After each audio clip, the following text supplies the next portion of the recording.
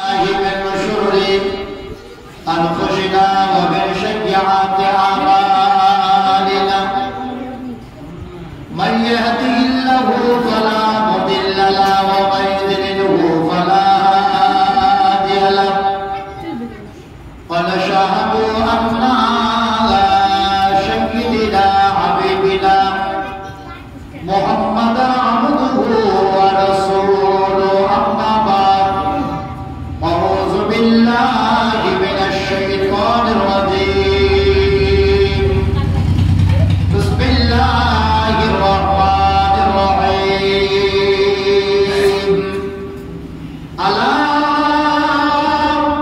إن أولياء الله لا خوف عليهم ولا هم يحزنون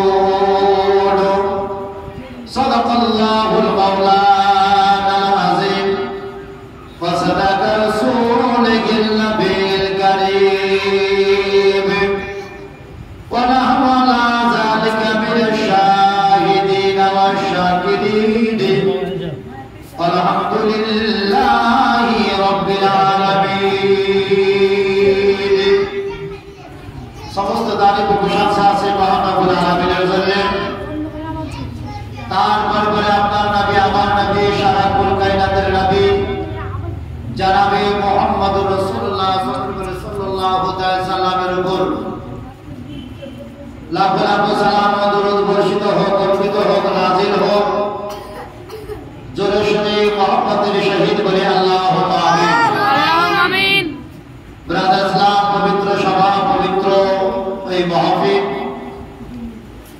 যে আমরা মাহফিলে আমরা ছোট বড় সকলে হাজিরি দিয়েছি হাজির হয়েছি। এই মাহফিল পীরদের সর্দার পীরদের কমান্ডার যিনাকে বলা হয় বড় পীর আব্দুল কাদের জিলানী ও গিলানী রাদিয়াল্লাহু তাআলা আনহুর এই সভা, গাউসুল আজমের এই সভা, গাউস পাকের এই সভা। ব্রাদার ইসলাম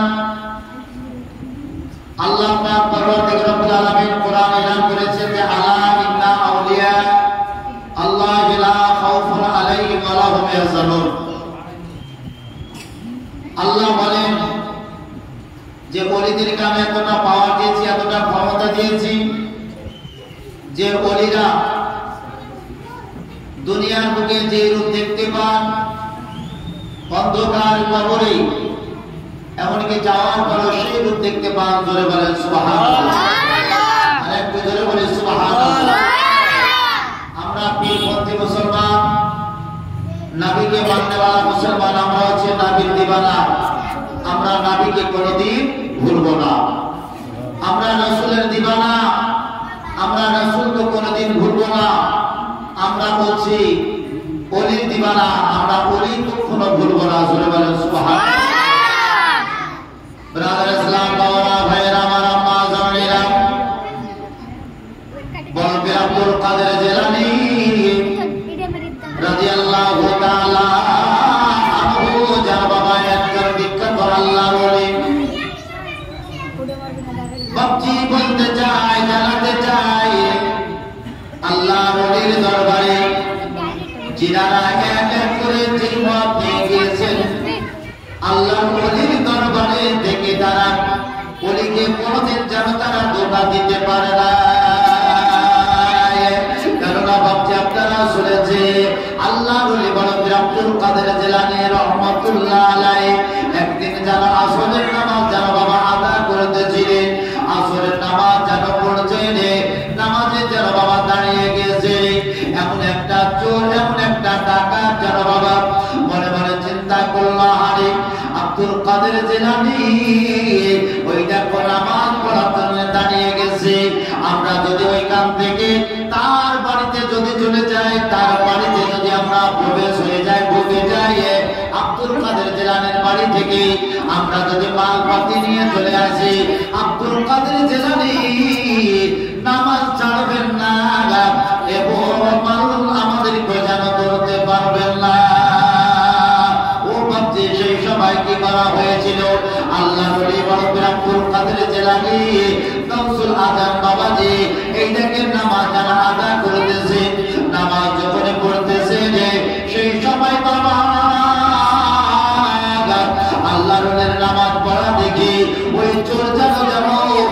বড় পীর আব্দুল কাদের জিলানীর বাড়িতে প্রবেশ হয়ে গেল। এইবার যেন বাবা কি করলো, চোর যেন বারে বারে চিন্তা করলো কোন মালটা নেব, কোন বস্তাটা নেব, যে মালটা নিয়ে চলে যাব যাতে আমার ছেলে মেয়েরা আমরা বেশ কিছুদিন যেন খাওয়া দাওয়া করতে পারি। সেই বড় পীর আব্দুল কাদের জিলানী ওই দরবারে চোর আসার পরে, ডাকু আসার পরে ঘরের মধ্যে প্রবেশ হয়ে গেছে। এমন একটা মাল ভর্তি ওই বস্তাটাকে মাথায় করে এইবার বড় পীর আব্দুল কাদের জিলানীর দরবার থেকে ওই মাথায় বোঝা নিয়ে বস্তাটাকে নিয়ে ওই এক এক করে বাবা যেন চলে যেতে লাগলো। জোরে বলেন সুবহানাল্লাহ। এইবার বড় পীর আব্দুল কাদের জিলানী নামাজ আদায় করতেছেন, সাইড কেটে যখন বেরিয়ে চলে যাবে, সাইড কেটে যখন চলে যাবে সেই সময় বাবা এমন কি হলো, আল্লাহ বলে না আমি যেন তোমাকে আজ যেতে দেব না।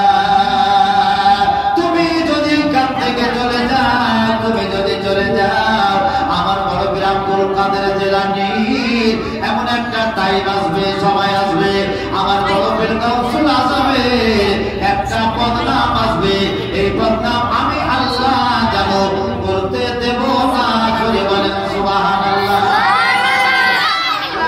আল্লাহর হুকুম হয়ে গেল, মাথায় বোঝা নিয়ে চলে যাচ্ছেন। কয়েক কদম যখন বাড়িয়ে দেওয়া গাউসুল আজমের দরবারে যখন চলে এসেছে, আর সেই কাছাকাছি যখন হয়ে যাওয়া আল্লাহর হুকুম অনুযায়ী আবার যেন ওই টাকা ওই চোর টাকা সেই জায়গায় যেন বাবা দাঁড়িয়ে গেল, পা উঠাতে পারে না, ওই যেন পা তুলতে পারে না। এক এক করে মনে হচ্ছে ওই চোরের পা যেন ওই আঠাতে যেন ধরে নিয়েছে। আল্লাহ পাক পরওয়ারদিগার রব্বুল আলামিন বলে ডাকাত রে, আজকে আমার বন্ধু আজ যেন গাউসুল আজম বীরদের সমাপ্ত সর্দার, বীরদের এমনকি কমান্ডার গাউসুল আজমের দরবার থেকে পালিয়ে যাবে, আমি আল্লাহ জানো পালাতে দেব না। বড় পীর আব্দুল কাদের জিলানী এই দেখেন বাবা 4 রাকাত নামাজ আদা করলেন। এইবার নামাজ পড়ার পরে তাসবিহ তিলাওয়াত করলেন, জিকির আজকার করলেন, আল্লাহর দরবারে দিয়ে হাত কারা তুলে যেন আরাধনা করলেন। এইবার দোয়া পায়ের করার পরে ওই ডান দিকে যদি তাকিয়ে দেখে একটা বোঝা মাথায় করে, ওই বস্তা মাথায় করে একজন যেন ব্যক্তি যেন দাঁড়িয়ে আছে। জোরে বলেন সুবহানাল্লাহ।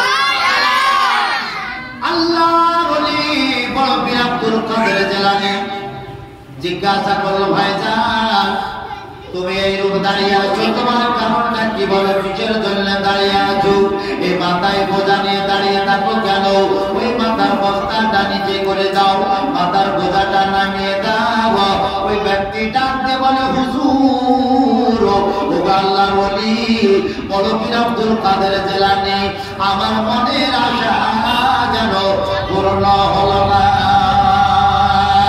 আমি ভাবছিলাম যেটা সেটা হলো না।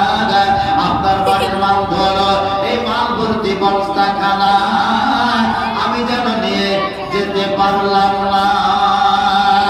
বড় পীর আব্দুল কাদের জিলানী রহমাতুল্লাহ আলাইহি বলে, বাবা রে বস্তাটা তো নিজে করো, নিজে রাখো। ওই নিজে রেখে দাও। বলে, হুজুর ওই বস্তা খানা আমার মাথা থেকে নিচে রাখা যায় না। জোরে বলেন সুবহানাল্লাহ।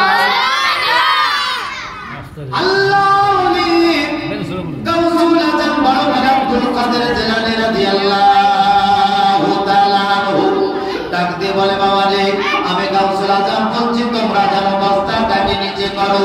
তুমি বস্তাটা নিচে রেখে দাও, রেখে দাও।